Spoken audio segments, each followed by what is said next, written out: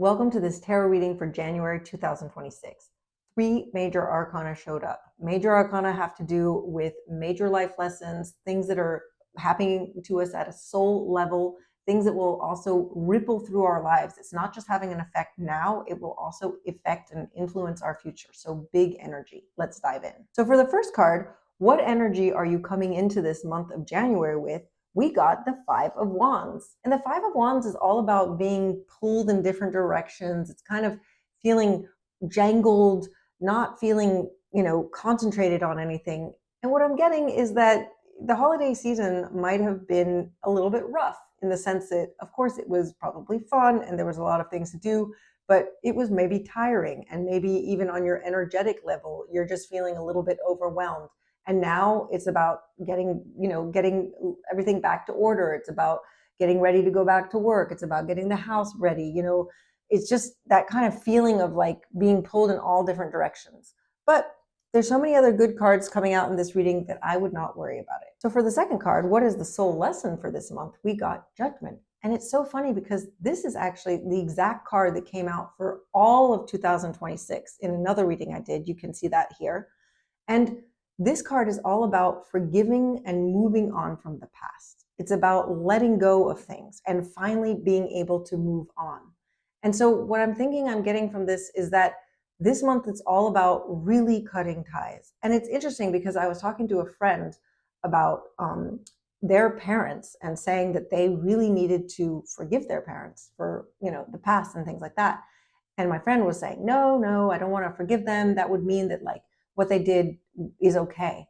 But what's interesting about forgiveness is that it has nothing to do with actually the action of the other person or the other person. It's about actually freeing yourself. I remember sometimes I was also feeling like I didn't want to forgive other people because it was almost as if I was like, yeah, but if I forgive them, then they won't know that they hurt me, or at least if like they come back to me, they'll like know I'm mad still. But the thing is, what's so funny is the people that end up hurting you, they don't really think about you all the time. So the fact that you're holding a grudge is only hurting yourself. You're the one who's keep thinking about whatever they've done or the past.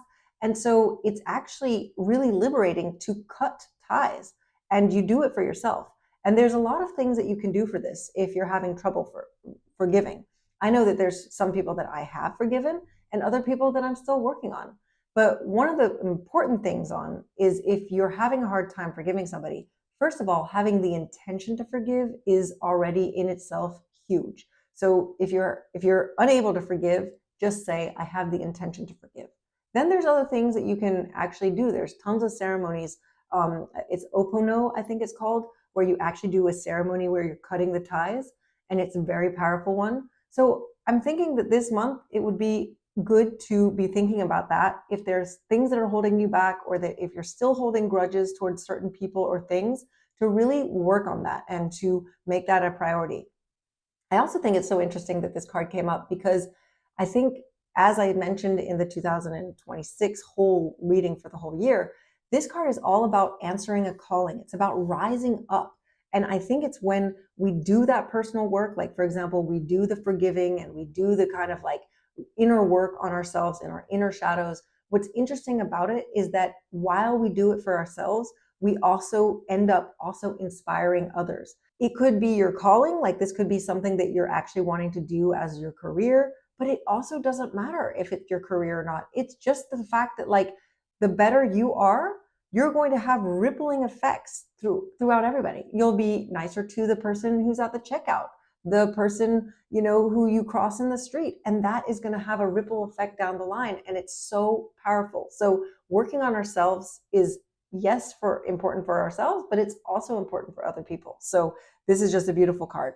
For the next card, what to let go of this month, we got the Wheel of Fortune. And that's so interesting because we actually got this card also in the 9-card reading. Actually, there's quite a lot of cards that have come out in the last couple of readings. And so it's just interesting to see because it just means that they're pretty important themes.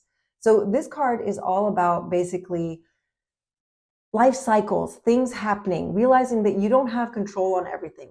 Life will happen. You will have good things happen and bad things happen, but it's the way you see it that will influence how you feel about it.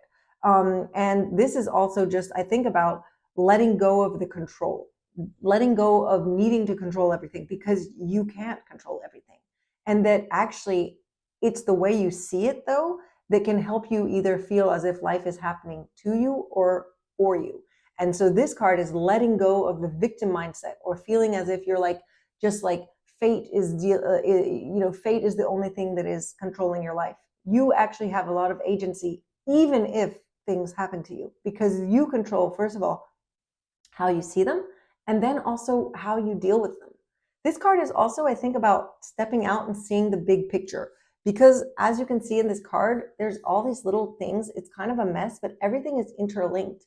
And so it reminds you that if you're concentrating over here and something tightens and it doesn't necessarily feel fair, or it just kind of feels like not a very good thing, you might not notice, but it might be pulling all these strings in a different way that you can't even see. And then later down the line, this is actually going to be beneficial to you. So it's also just about remembering that you can't always see the effects of something in the long term. So it's about just trusting the process and letting go of your need to control, or your feeling of as if, like, because it's out of your control, that you're a victim to your own life.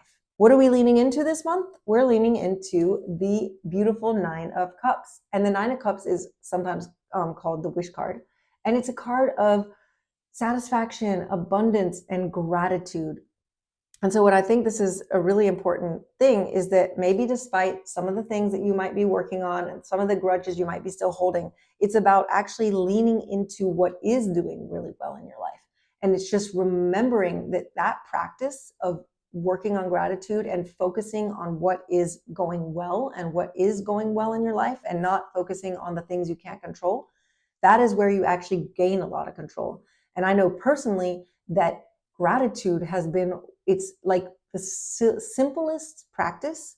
And when somebody told me to start practicing gratitude, I remember being like, how is that going to change anything? And it does, it builds. It's like this snowball. It starts off small. It's at the beginning, it's hard to find things. And then all of a sudden you're really feeling grateful, like completely on your own during the day. And it's really interesting and beautiful. For the last card, the message of love for our guides, 3 cards came out, so I kept them all. So the first card that came out was the 10 of Cups. And I think it's a beautiful kind of, like, it follows this one so well. If you practice gratitude and you practice looking at what is nice, you will eventually get to the epitome, and like it's not the epitome, but the pinnacle of this. Even the wish card is to finally get here. And so you get to this 10 of Cups, and the 10 of Cups is all about harmony and things finally kind of coming together, and love, and celebrations, and community, and it all kind of working. So that's a beautiful reminder that as we work through some of our things like forgiveness, we're being promised this beautiful, lovely feeling that we can have there.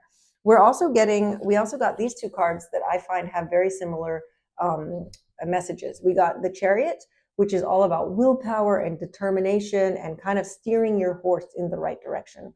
And this card, the Son of Wands, has a similar thing. This one is all about drive and kind of like being really gung-ho about whatever you're doing and being passionate about it.